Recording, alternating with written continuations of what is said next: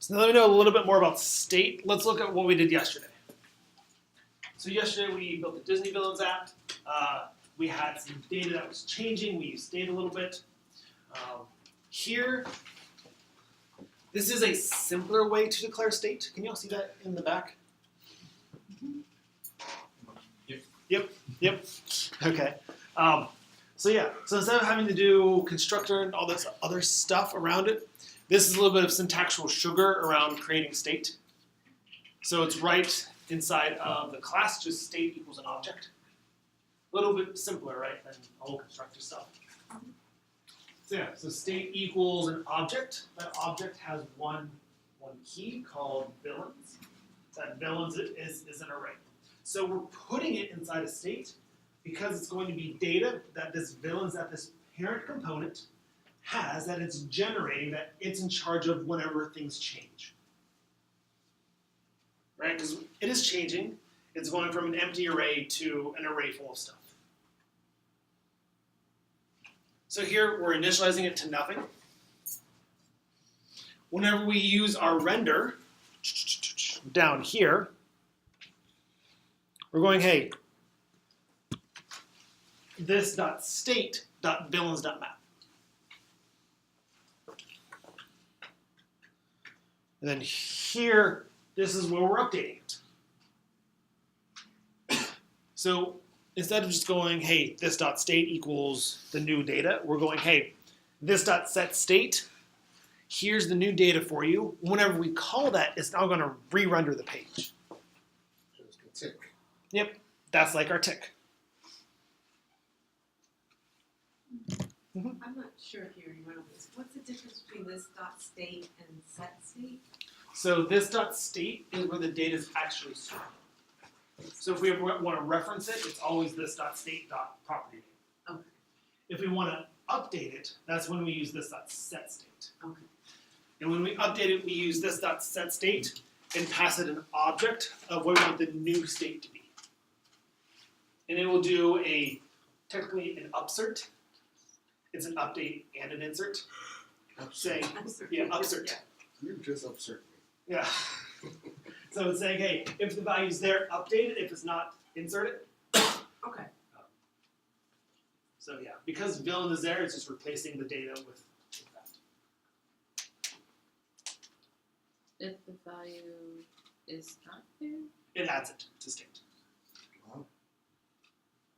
I know you definitely already explained this, but if you go back up to where you originally had the state, can you say again why you didn't have to do like a constructor and all that? So this is something relatively new, like in the past 6 months. It's just a new JavaScript syntax. Gavin has. It also is simpler when you don't need to set your state from props. Mm-hmm. So you notice here that when he's declaring state between lines 5 and 7, there's no way to get access to the props that were passed to this component. So if your state does not depend on props, then you don't have to have a constructor props, super props state equals. It's simpler just to do this, but as soon as your component needs to set its initial state from its properties, then you need a constructor form. Mm-hmm.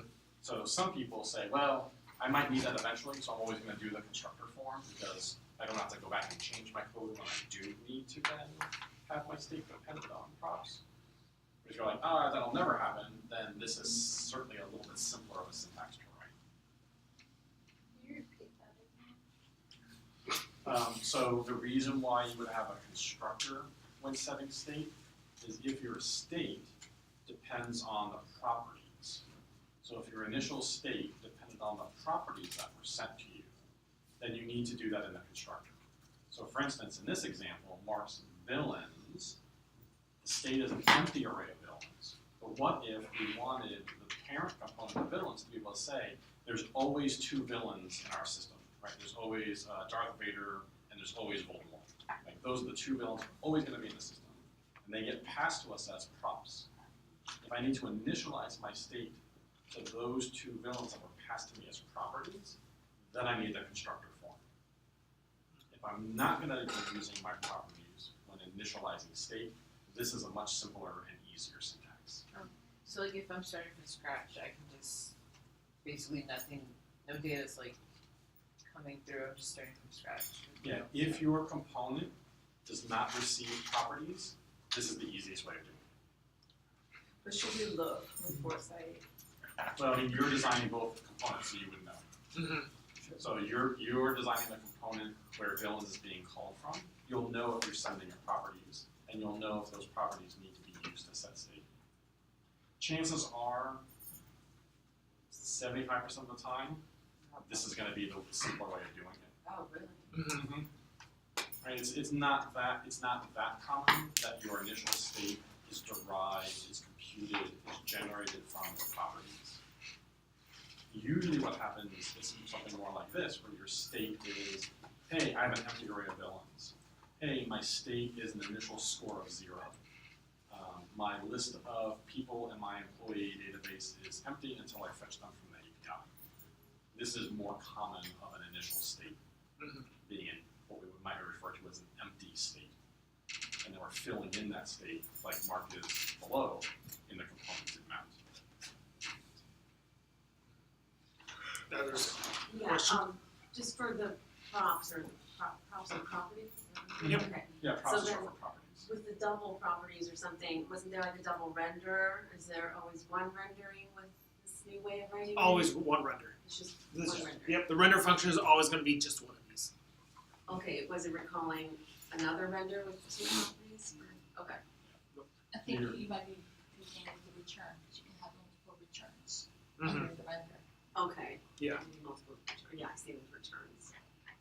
Yeah, your render is gonna get called anytime your properties change or your state changes. Right? You can change your own state, but only your parent can change your properties. Right, that's why there's only one render.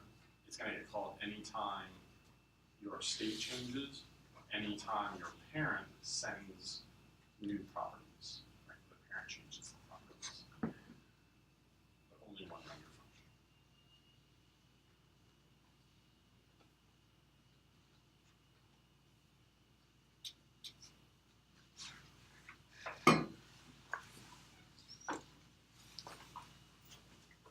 So does this make a little bit more sense now from yesterday?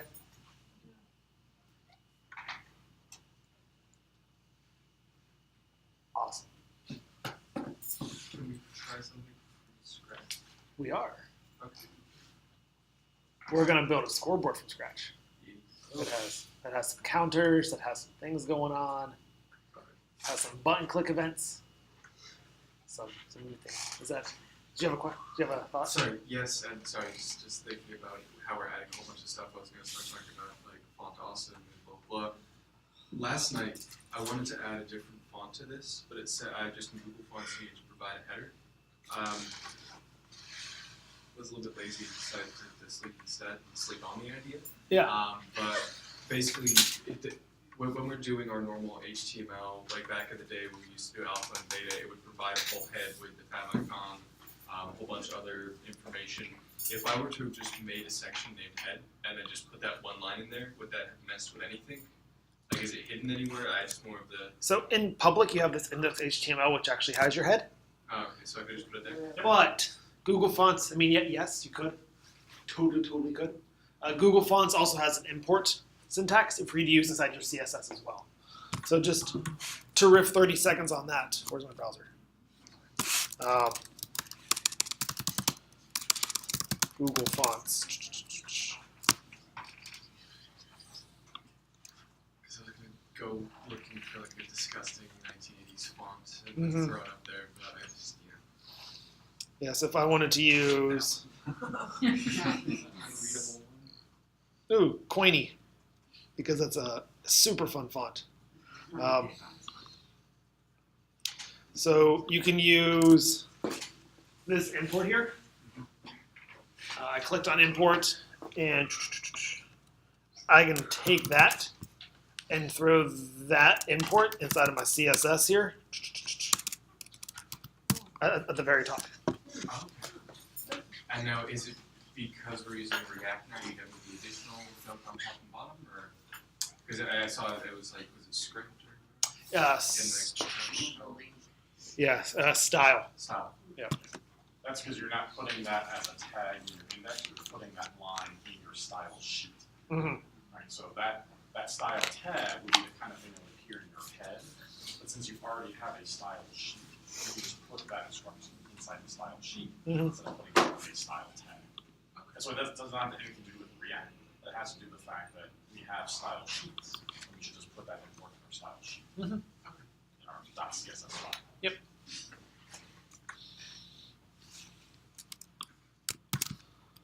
I kind of wish it didn't have that style tag around it. It's not. Yeah. It's a little misleading. Because nobody uses style tags these days. No one should be using style tags.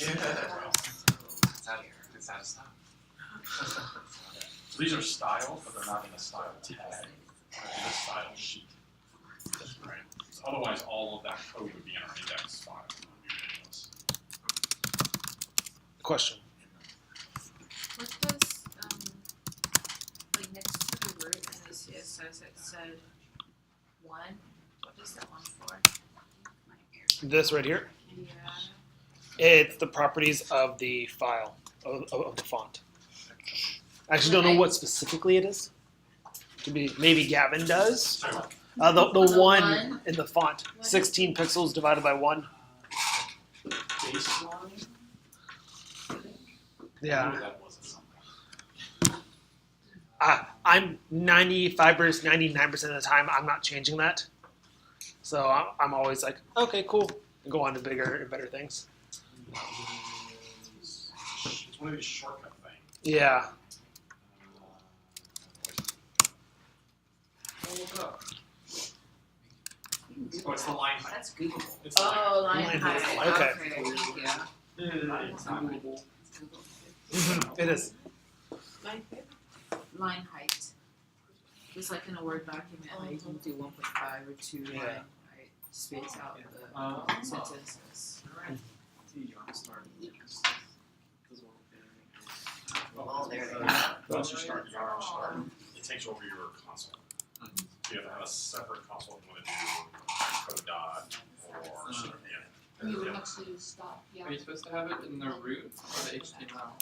Yeah, or you can just have two terminals open, Yeah. one where you do VS Code and Git and whatnot, and a separate Whoa. window where you do your Yarn Start. Or do code dot before you do Yarn Start, that way code dot will give you your terminal back so you can Okay. Yarn Start. So, yeah. Also, a related question is, how do I get the folder path to open in Terminal? Because I always have to navigate to the correct folder, even though it's like I'm already in the folder, both in the Terminal and from VS Code. So it's how do you get, so if I'm over here in the terminal, how do I open up this folder Yeah, in a different tab, for a terminal? or in VS Code Terminal. Typically it's Because it always takes me back to the root folder. Command T will open up a new tab, and it should take you to the new one or to your current one. No, it always takes me back to the So desktop. there's a setting in terminal preferences that says whether or not a new tab should open in the same folder. Oh, Oops. Oh. Breathe, breathe. I'm disconnect your. You might wanna, Turn off the computer, disconnect the power. where's your board in that thing? it didn't get on the keyboard, it just got on the speaker side. More of the motherboard. I thought you guys are more worried about this than I am. You need a towel. Dip it in rice. Dip it in rice. Next time I need you to start yelling, not go, Oh, Yell. Stop! I wasn't Watch out! Drooping down. Thank you. She's got This a is quiet as,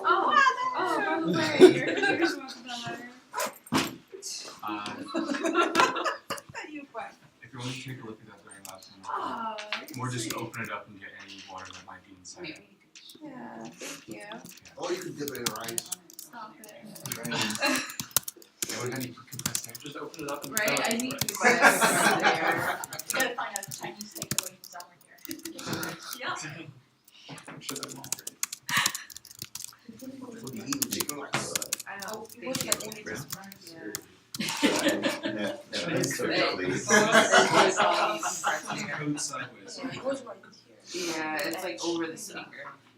Yeah, it was. What? Right, right here. Do you need? Yeah. If you, we're, Right here. This area. we'll take 2 That's not seconds. the speaker area. The dots are the speakers. Oh, Jordan might be able to open it. Like I said, during lab time. Do you want to? Yeah. Can't turn it off. Middle class. You should turn it off though, because that would probably help it. And like last, it turned back on.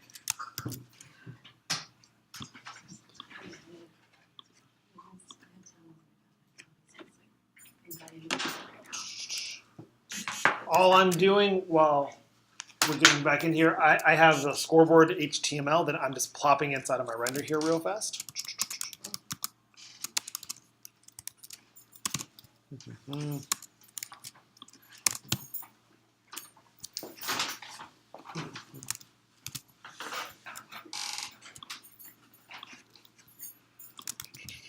Copy.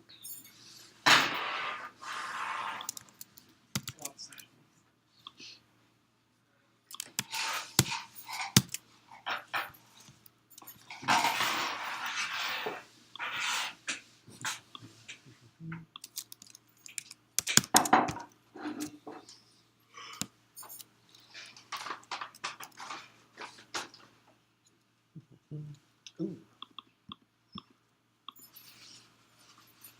That is close enough. So yeah, so here we are. We have our scoreboard.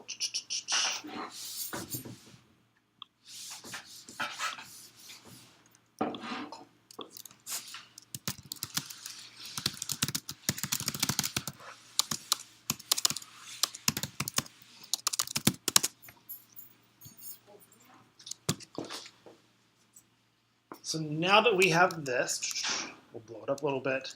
There we go. Zoom in and the style fixes itself. Responsive website. So we have, let's first off identify what will probably go in state. So as we know, state's going to be things that's change. What's the very first thing that's going to be changing here? Well, score and Score and the team names, right? So let's head over here. And let's give my app a state. Inside of my state, let's give it now those 4 properties. Team 1 score, set it to 0. Team 2 score, set it to 0. Team 1 name, set it to team 1.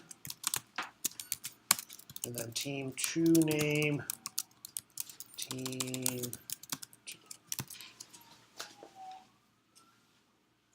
2. Feel good with that? Good enough at least for now? So default is single quote. Yes. The single quotes? Full value, yes. Yeah, usually the formatting style we're using is single quotes. So, and your editor should switch them to single quotes. I think mine does. Yeah, it switches to single quotes.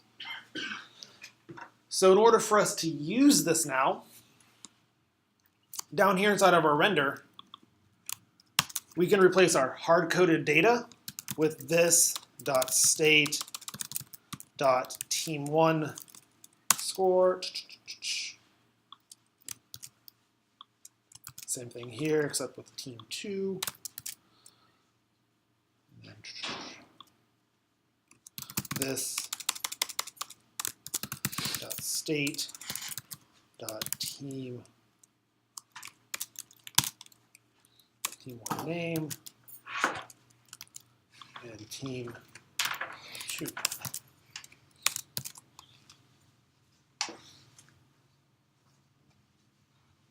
How do you feel? Yes. Can you, Will you be moving stuff to their own components later or for the essence? Okay, I was just Yeah. wondering. Yeah, we'll refactor to other components later, but for right now, we'll just kind of keep it all in one component. Would you recommend starting that way with the majority of stuff then? With, Yep. Same way with pre-optimization and refactoring into functions and classes and methods. Same thing here. It's let's get everything in one big render function kind of working, and then going, oh, here's my prop. Here's what's going on. I work off of the rule of 2 or 3.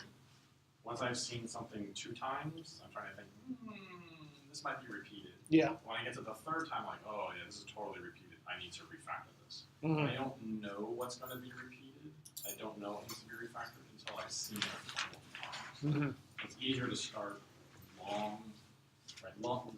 verbose and working code is better than like really tight but not working. Yeah. It's easier to get code working when it's verbose. It's easier to refactor tight code than it is to go the other way around. Because I'm sure you're looking at this and going, oh, these are probably just going to be 2 components that we're going to have. That's probably true, but that solution means the state is a bit more complex. So then what in the code looks like it should be refactored because I'm not seeing it? Right now, for me to kind of go off the if I'm seeing it 2 or 3 times, like I also see team 1, team 2. That usually says to me there's some sort of refactoring there. I don't know what that is yet, but it's going to be something, I'm sure. And we may not see it yet. We may not get there. But just one thing to kind of keep in mind.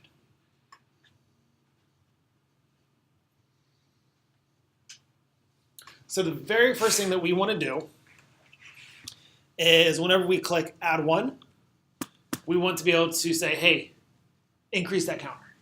So now we're going to have an onClick event that says change state by adding 1 to it. So this is a new topic for us in React, is how do we actually use events? So before in JavaScript land last week, we would do like document.querySelector, quotes.my cool button does this thing, add event listener, click, do this function. Well, here it's a little bit simpler. We find the button,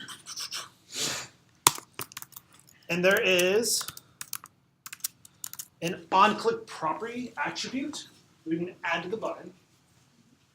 And then you see it takes the squiggles, and then it takes a pointer to the function that it's going to be called. So pretty much just the name. So this dot add 1 to team 1 score. It's the same style that you would do with your add event listener, just the name of the function. Yep. So we're going to take that function and we're going to come up here above the render but below the state. So somewhere inside of that class, typically it's above the render and after the constructor or state declaration. So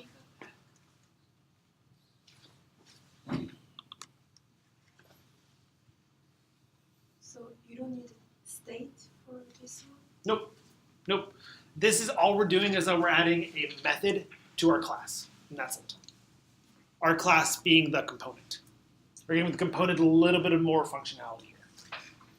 So that's a function somewhere? Mhm. The add 1 function? Yes, we're just about to make it. Oh, that's why I didn't see it. Yeah.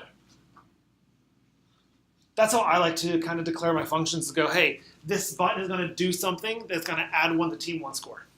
It gives me a meaningful name, and it gives me kind of a hint to how to actually, like, what function do I need to write next.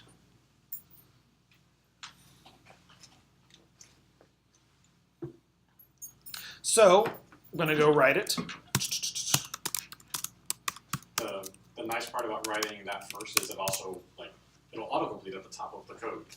As he starts typing add 1, Yeah. VS Code will autocomplete it for him. So you don't have to do const or anything like that? Nope, because here it's being defined as part of the class. So it's now a method on the class. Okay, so if you were to put const anyways, are there any, like, It would break. Yeah, it would break? it would just, Be invalid syntax. just straight up break. It would What tell did you call it? invalid syntax. Okay. Would be not good code, and it would tell you like, hey, that doesn't work here. There's a beacon fallacy. Invalid syntax. Mm-hmm. Function. Yep, function. Yep. We have our arrow syntax. We have the squiggles. It looks like a function, right? It's just there's no const.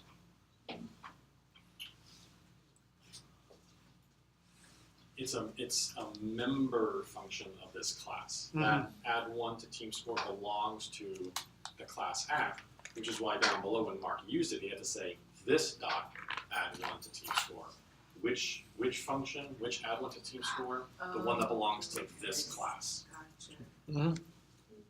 It's this class's add one to team score function, which can just say at the top. It doesn't need to say const or anything because it knows that it's this class's add one to team score. Mm-hmm.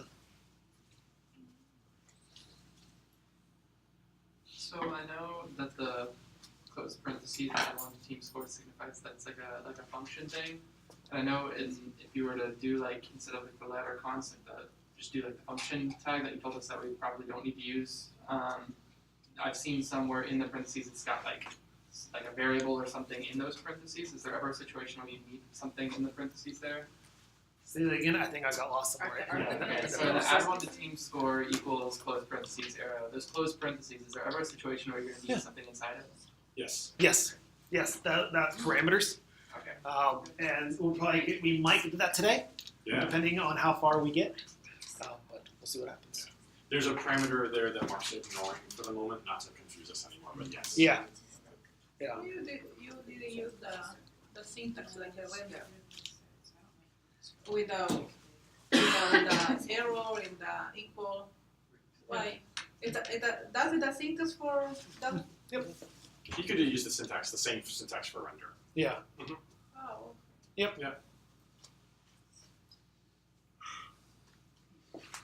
Yeah, there's a reason why the syntaxes are different. For today, trust me.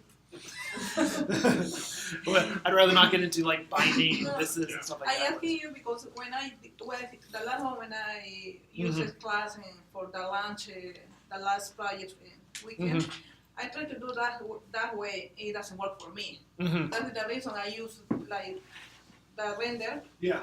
That syntax wasn't work in my class. Yeah. I don't know why it didn't work like you put it right now. The short answer is that it revolves around this, the actual like JavaScript this. The long answer is later in life. There's a really super deep down technical thing that Yeah. will take us like 2 days to describe why we are using that arrow style, and we're just gonna go with like that's just what we're doing. Yeah. Your guiding star is if it's a built-in React function like render, component did mount, component will update, or the other life cycles, you're going to be using this syntax. If it's your own custom function that you're adding to the class that's not in React, you're going to be using this syntax.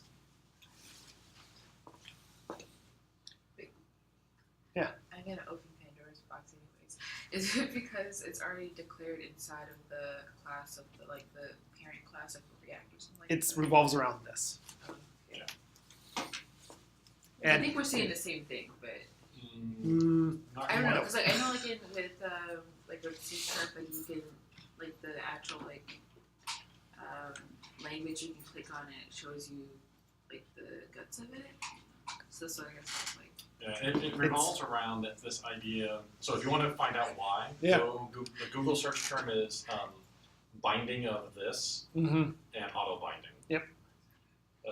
ES 2016 this auto binding, That's and then you can go spend a couple hours reading about it. Yep. Because the idea of this in JavaScript is probably the most difficult thing for JavaScript programmers to learn and think about, and we are giving you the guidelines where you never have to think about it. Right. So we're stepping over several huge landmines of learning because we don't want you to fall into that pit. Mm-hmm. And the way we tell you not to fall into the pit is just follow this. If you follow this guideline, you'll never step on those landmines. And then I don't know, in week 13, if you want to go figure out why those landmines are there, you can go research why the landmines are there. After we're gone. No, after you have enough context, right? Yes. So often, often there No are longer there are speaks like to us after technical this. things that we pass by by Mhm. telling you like trust us, just like follow this pattern, because like what we're trying to get you to focus on is the core learning, and there are always going to be lots of tangents along the way. And this in JavaScript is probably the hugest tangent we could go off on. Yeah. And it's certainly a thing like every JavaScript developer needs to know. Mhm. A person who's doing React on their 3rd day does not need to know it. The Yeah. person who's doing React for like their 30th day should know it. Yeah, different Right, so we're giving you like here's like the training wheels version of how to deal with React. Right, so Mhm. follow this pattern, and like later on we'll like let go of the back of the bicycle and take the training wheels off, and you can go figure out why that Mhm. syntax for add one to team score is so important. Yeah, like this inheritance, we kind of accepted and kind of walked along with. Importing and exporting, we're just kind of like accepting and walking through it. Those are the kind of landmines that we're purposely like delaying from stepping on it until later. So that yes.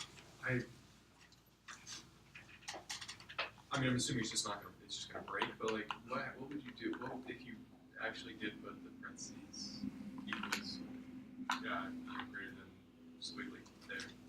It'll give you a bug later whenever you try to update state. Okay. Yeah, it will tell you later that you did it wrong. Yeah. So that being said, if we want to update state here, we're going to use this dot set state. We're going to say, hey, component, we're giving you a new state. So the new state is going to have team 1 score and the new value of team 1 score. So that new value is what? It's the current value plus 1, right? So this dot state dot teams 1 score plus 1. You don't have to pass an argument with that An argument to this dot set state. to add one to take this. No, we're just saying, hey, we have this function here. We have this method, and inside of it, we're setting the state. And the new state is going to have a team score 1 that's equal to the old state's team one score plus 1. Why are you not able to use an incrementer? Like plus. Aha. So this is where state is immutable. We can't change state. If we would do something like this dot state dot team 1 score plus plus, right? This is kind of what you're thinking. Yeah. This won't trigger a re-render. Yeah. This makes our state messy and out of sync with everything else. It will actually change that variable, but React will never know. Yeah. So that state.team1 score will temporarily get incremented, but React never finds out about it. Mm-hmm. So the set state is like yelling to React, like, hey, React, here's some new state for you, please. And then React will receive that and be like, okay, cool, time to re-render state. If you Mhm. directly modify, try to directly mutate that variable to change it, there's no way for React to know about it. Right? So the set state is like notifying React that new state has arrived. Mm-hmm. And that triggers React, okay, cool, I will re-render your I got lost along the way. Are you saying that, like, I'm saying inside of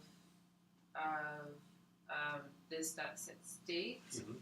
instead of plus 1 incrementing it that way?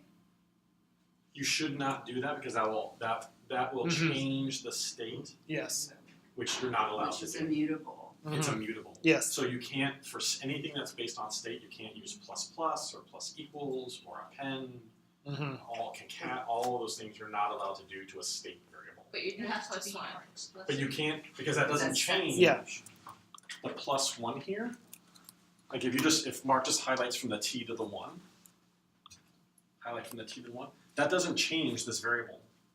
It just makes a new value. So it reads what's in team 1 score, adds 1 to it, and that becomes the new value that is received for team 1 score. Right? We could exemplify this if Mark on comments 14 through 16. Mhm. And then on line 13, make a new variable. Const new score equals T1 score plus 1. This dot state, That's not state dot team one T1 score score plus 1. plus 1. And now use that variable in the set state. It's effectively doing this, right? That's effectively what that shortened bit of code was. We're making a new score by taking the existing score and adding 1, and giving that new score the team 1 score via state. That's why we're not using the plus plus. This is the Garrett. So you're creating a new state. Is it? But it's like the value is still being. Incremented. Yeah. Well, so for team 1 score, your whatever that new value is once you hit the button is going to be placed back into the context of the state Yes. itself. Yep. So then, I still don't get why I can't increment. So I'm sorry, say the question again. Exactly what he said, so I was like, I don't understand why I can't just increment. Well, so So 'cause- let's write it the way you think you want to write it. If you mean putting right here plus plus, Yeah.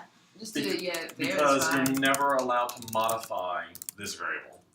But It's like a formula. what if Mm-hmm. Yeah, you're not allowed to change. That changes this variable.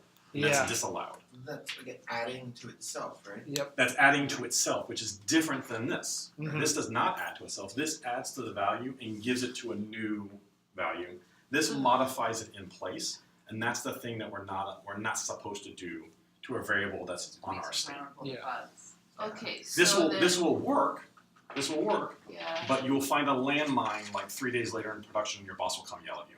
Think of it like a counter. So If then, you're at a restaurant. If that's the case, then can I do new score instead of team 1 score in front of it?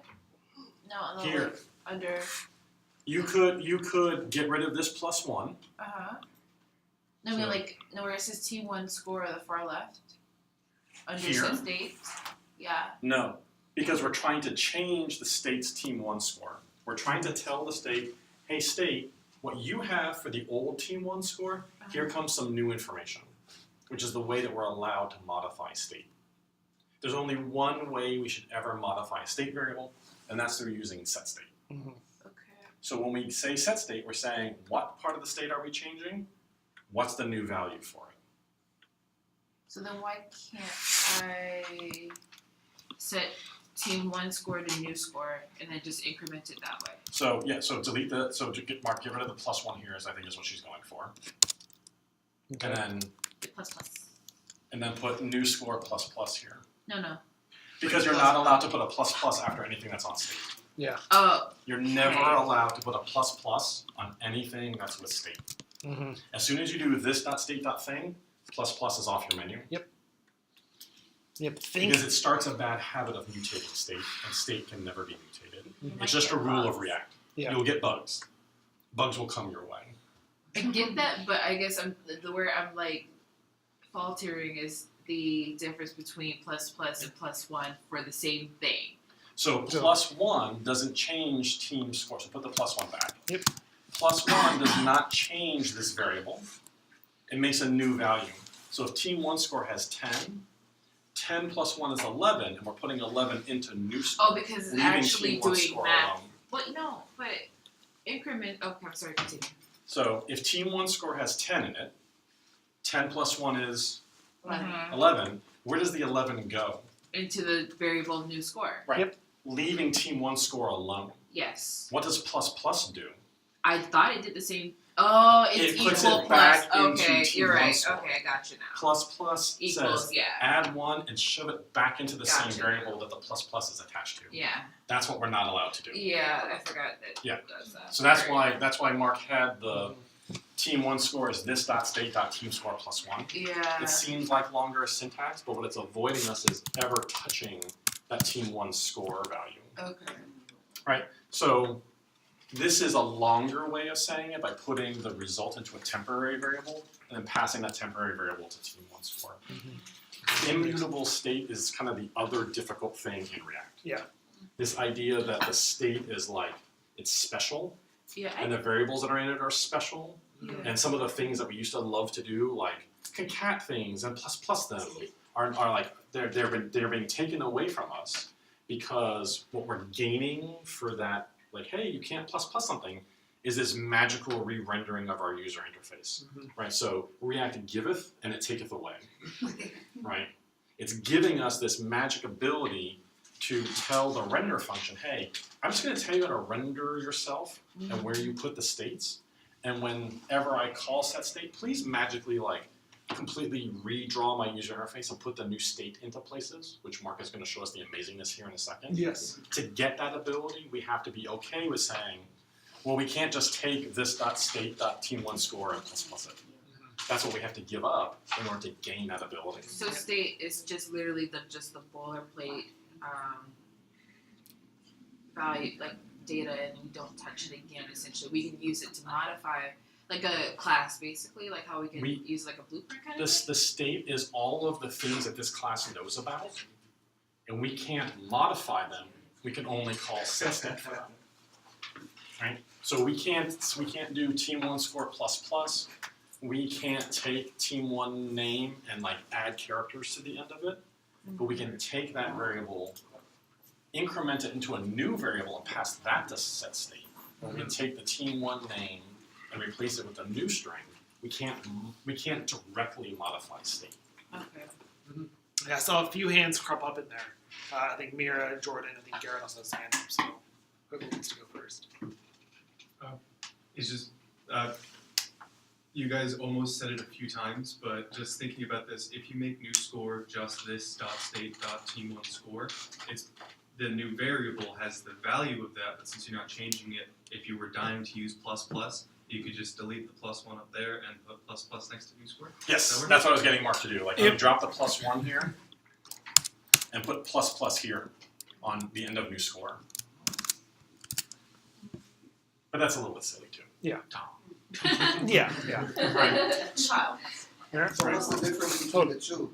This says the new score is, let's pretend this team has 42 points. So team1 score will have 42. What does new score have in it? 42. New score plus will take 42 and make a new score what? 43. Mm-hmm. And then that gets passed to team1 score in set states. Yeah. Whenever you're making up a new variable, essentially doing a copy of that. So now we actually have two values of 42. Okay, Mara? So this is JSX, right? This is React. This here is just this code here is just plain JavaScript. Yes. Oh. This is the only time you see JSX is when you start to have these tags. Yep. So once we start mixing tags into our code, we're inside of JSX until we leave those tags. This is just a function. This is plain JavaScript here. And then the state part is React then? Set state is React. Okay. Set state is a function that React gives us. Because we extends component, we get all of the React goodness into our class. We get this .set state, and we get render, and we get component will mount, and all the things that React gives us are blended into our class because we extend a React component. So what was the original? Yeah, go back to the original. Yeah, the original way, Command Z. this .state.team1 score +1. This is the way I recommend you write them. Yeah, this is the way I would do it because it's very explicit, it's very concise. Yeah. Hey React, we're telling you about some new state.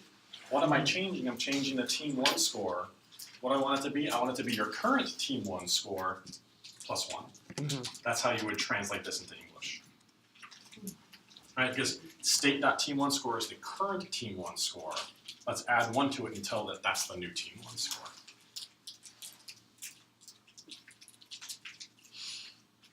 Let me find out if it works. Yes.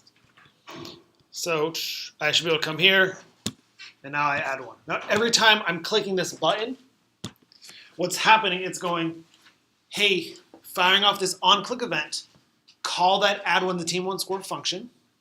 Inside of that function, that it's going, hey React, we're updating state with this new value. And this new value is your old state team1 score +1. So every time I click this button, it's actually calling the entire re-render function. We didn't have to do any of that like .text content Yeah. equals and remove things from the DOMs. We can re-add them. Mm-hmm. React is smart enough to say, oh, I'm going to re-render this entire bit of HTML and only update the part that's changed. So then does it technically do the things that you're describing, but like behind the scenes automatically? Mm-hmm. Yep, that's the magic. Yeah. That's the magic of React. It's doing that for us. Because they figured out a way to do it in a very optimized way that we don't need to worry about. And that's where the name React comes from. It's reacting to the changes in your state. If I change my state, then something else will update at the same time. It's reacting to the change that Mark made in setState. That now the score is one more. React library is reacting to that by re-rendering my interface.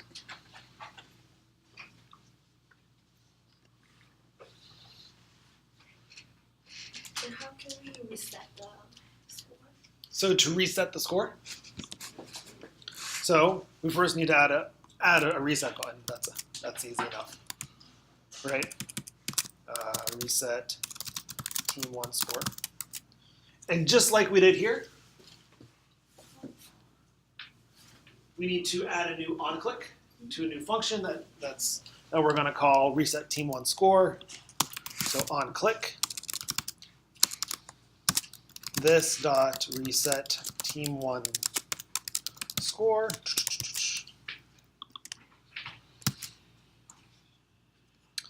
And up here is a new function. And then the exact same idea. We're going to go, hey React, I want you to update the state team 1 score to 0. Oh, we need to use the equal? Because what we're passing set state is an object. I could just as easily do something like this, const next state equals an object that has team 1 score in it, and say, hey, here's my next state. I could do something like this. The other one's the blue, I prefer it. This right here. The reset, Oh, this right here. yes. And that's fine. Different strokes for different folks. Either of those styles are fine. Yeah. If that style makes more sense to you, Mhm. awesome sauce. Yep. This is just saying, hey, create for me the next state with whatever I'm passing it. So now I should be able to do add one, reset it.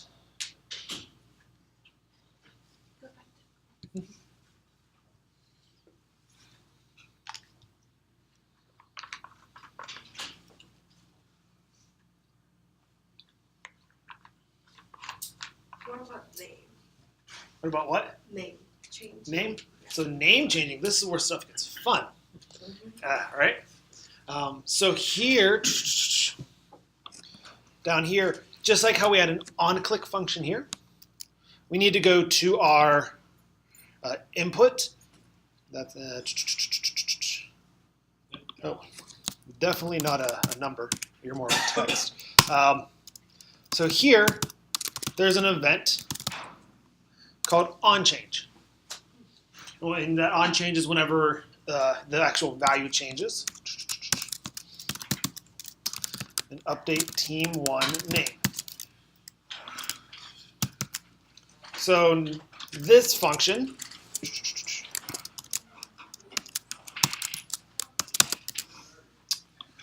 this is where we start talking about the extra hidden parameter that we kind of glossed over a lot.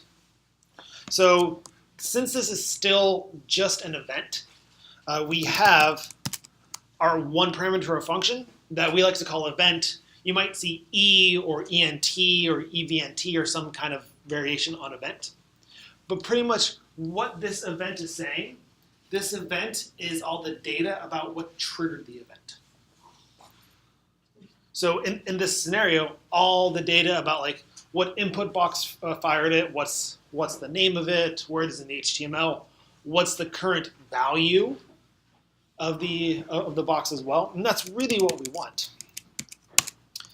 Is that we want to say, hey, this dot set state, update team1 name with event.target.value. So now every time I have a button, or I type something inside of that box, it's going to call this function, which will update state, which will re-render the page. Every letter is made. Every letter we type. I know that sounds inefficient, but how do we know when the last letter is? It could be also on click. If Whenever I- I click a text field? Yeah, no, when I Oh yeah, I could have it on click and then a button that says update. I could. That's how you want your UI to be. And we'll see this in action in a second. Yeah, Do you do console log event? yeah, sure. Just so we see like what all is there. Yeah. It's a lot of stuff. A lot of stuff. And like 95% of it you don't care about. that's right. So let's go to our console.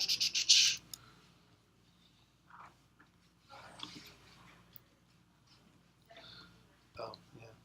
Whoopsies. So now if we update team1 name with the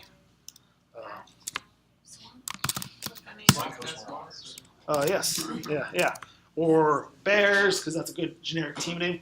You see, every time I type something, this is a keystroke. The event's firing for every single time. It's also updating this in real time. So if I keep on typing, I'm going to keep on adding stuff there.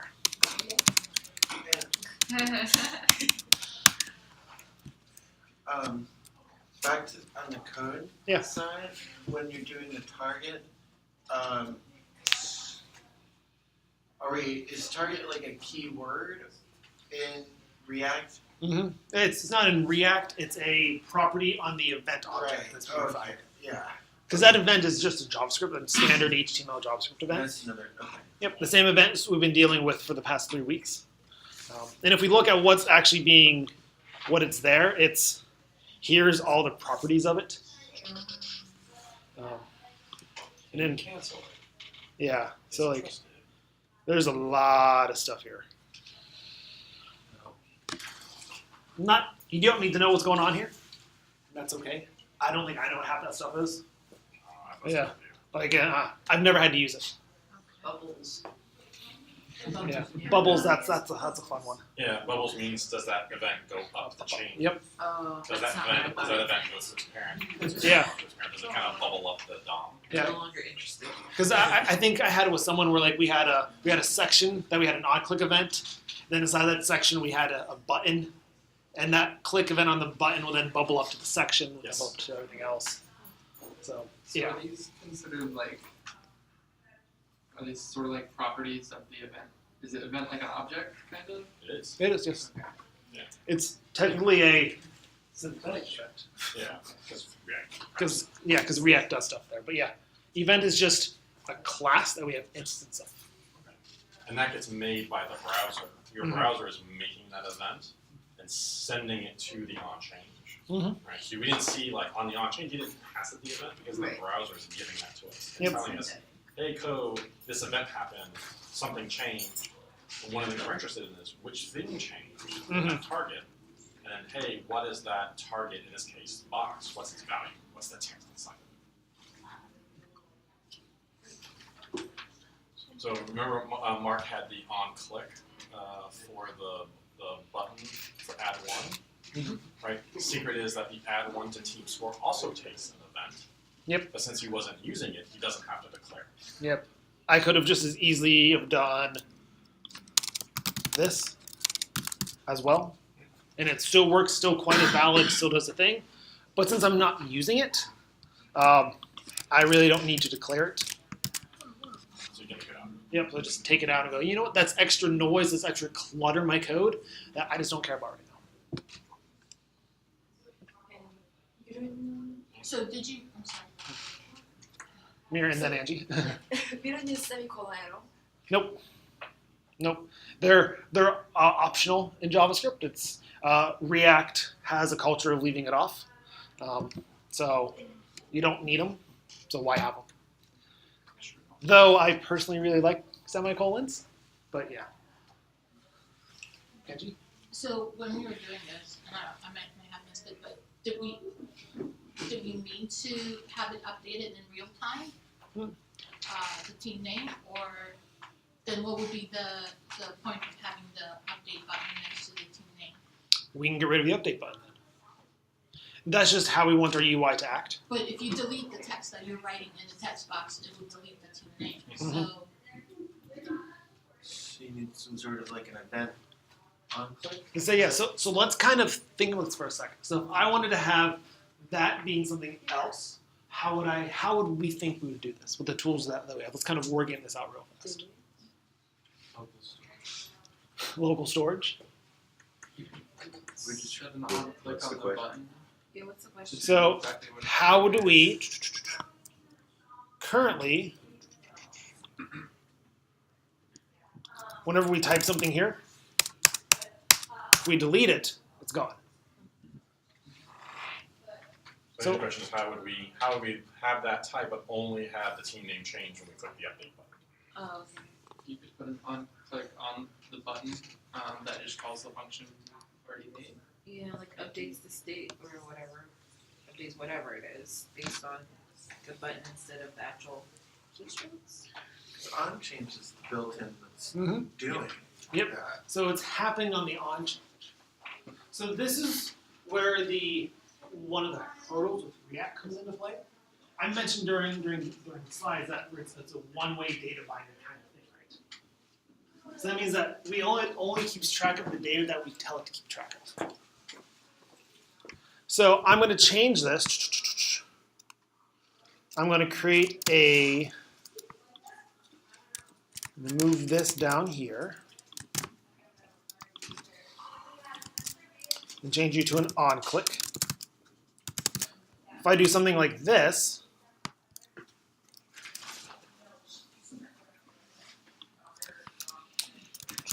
whenever I type in something and click update, nothing's going to happen.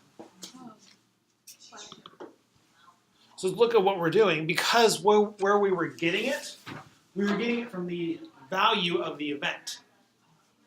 Before, the value of the event was on the on change of the input, not on the button. That button doesn't know about the input. Even though we see conceptually, oh, that input goes with that button, our code doesn't know that. They don't know. It doesn't. Excuse me. It doesn't know it's linked. Right. Even though in the UI looks like it's linked, we can reason that it's linked right next to each other, that it's linked. We need to actually define what that linkage is. So I know how I would solve this. And I'm sure there's probably a whole bunch of ways to solve this. But what I would do is I'd actually have a second event. Is that I would keep track on change.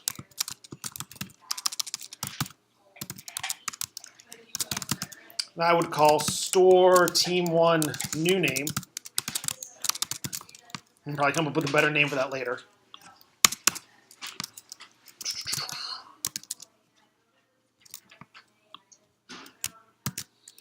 Just gonna snag this. And instead of team1 name, I would add a key that says team1 user input. Instead than equal to an empty string.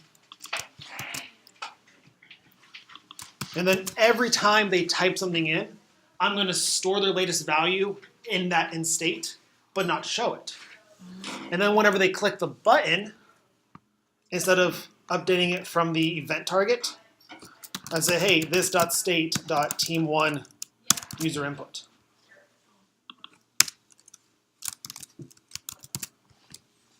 So now I'm still keeping track of it as we type in the background. The user doesn't know that, the user doesn't see, and the user doesn't care. But then whenever I click that button, it's going to go, oh, what's the latest version? What's the latest value? And update that in my box. But have you shown them the React Dev tools? I have. Cool. You may want to bring up the React Dev tools as you're typing that, so they can see the internal state change. So the React Dev Tools, over here that we used to look at the props earlier in the week. We can also use it to look at the state. So there's that new user, team one user input that's empty. Yep. Now watch as he types. Then as I type, you see as I type, my user input is changing, but my actual UI isn't. Because the UI is drawing from team one name. So the UI won't change until the team one name state changes, and we don't do that until We click click on update. the button. So we're moving that team one user input into Yep. team one name. So now I can delete this, and my team name is still there. But it's what? How would you automatically do that so that once you update, it clears the box? Aha. This is the fun part. So whenever we click, so it's only fun and interesting because of that one-way data binding. So here,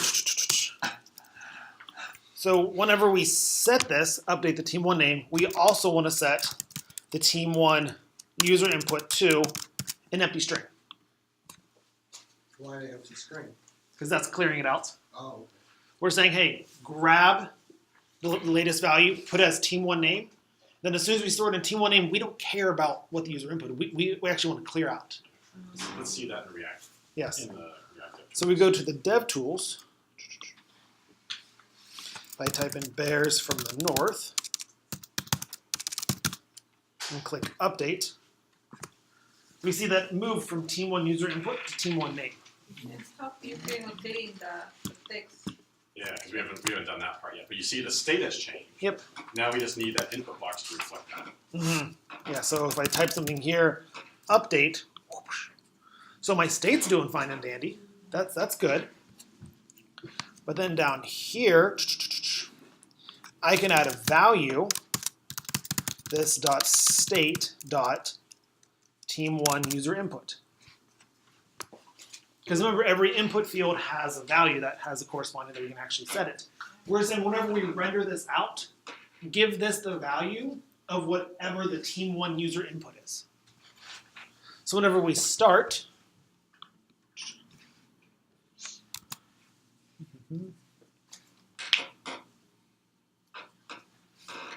it's nothing. But as we type,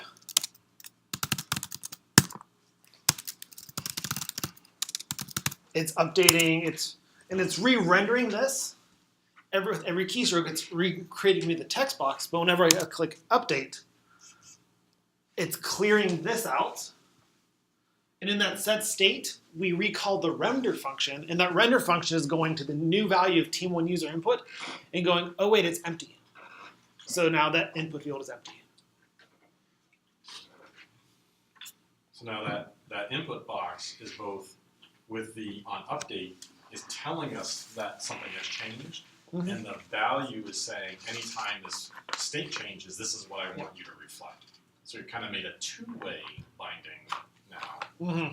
So that not only can we receive what's changed in the input box, we can also tell the input box to change by changing the state of the variable that we set in the value. You said two-way binding? Two-way binding. That's when you explain one-way binding. Right. So one-way binding is the input box changes, and the on change can grab that data and set state. Binding one way. The input box changes, we've changed the state. That's what his on change does. That's the first binding direction. The second binding direction is the next line, line 62, that says, hey, anytime team one user input changes, that's what I want the value of this input box to be. Okay? So the first direction is when the box changes, please call store team one new name, which has the effect of updating state. The value part says anytime the state changes, make my input have that value. So we've done it in two directions. We know when the input box changes, update state. Hey, state anytime you change the value of my input box.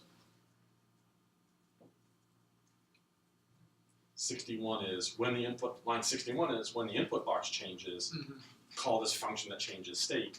Line 62 says, anytime that state changes, make that the value of my input box. But how does it know that the state has changed? Because of the state? Because of the being set typed state in? call. Yep. Every time we call set state, your entire user interface is gonna redraw. Mm-hmm. But it doesn't say set state. It It does, does. right there Oh, and then- on line 37 or 37, 36. and now also on line like 31, 30. Yep. 28.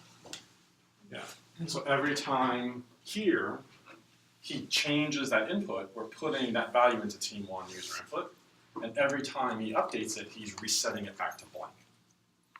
And so anytime we see team 1 user input change, we know that the value of that input box is gonna be exactly what we told it to be. Whether it's blank like on line 30, or whatever the user typed in when we change it on line 37.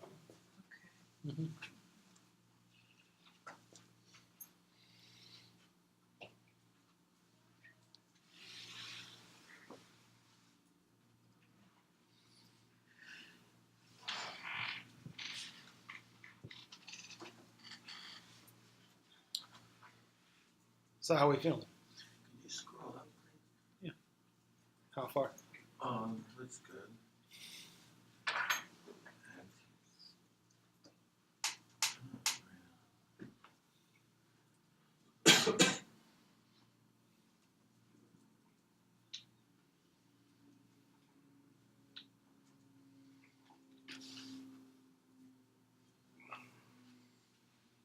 So, for your homework, ooh, right?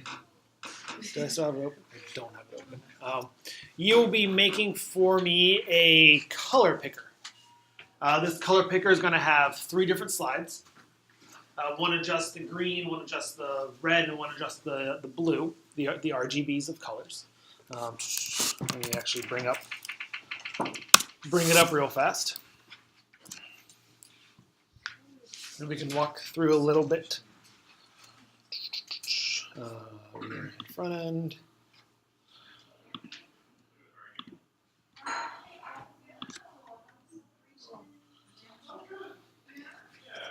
So it's going to look something like this, except without the A. So we only care about the H, S, and the L. Hue, saturation, and yes. You learn a little bit of color theory tonight. It's kind of interesting, at least to me. But yeah, so here's what you'll be voting in React. Don't worry about breaking it out into components too fast. I'll give you a hint.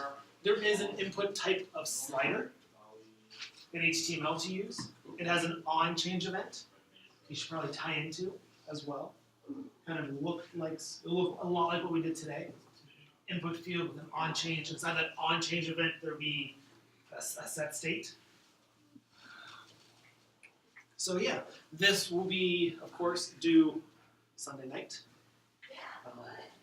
So good news, this is a smaller event. This is a smaller assignment. It's nothing too crazy. The bonus is that your weekend homework is actually 2 parts. There's a part A and a part B. Bonus. Yeah. So what ended up happening is that the 3 days week has bumped off our assignment schedule a little bit. So instead of having our usual week 1 big project, we just have 2 smaller projects. So it's the 2 regular assignments that are due over the weekend as well. So there's another one? Yeah, there's another one. What's the other one? The other one is called function junction. I know.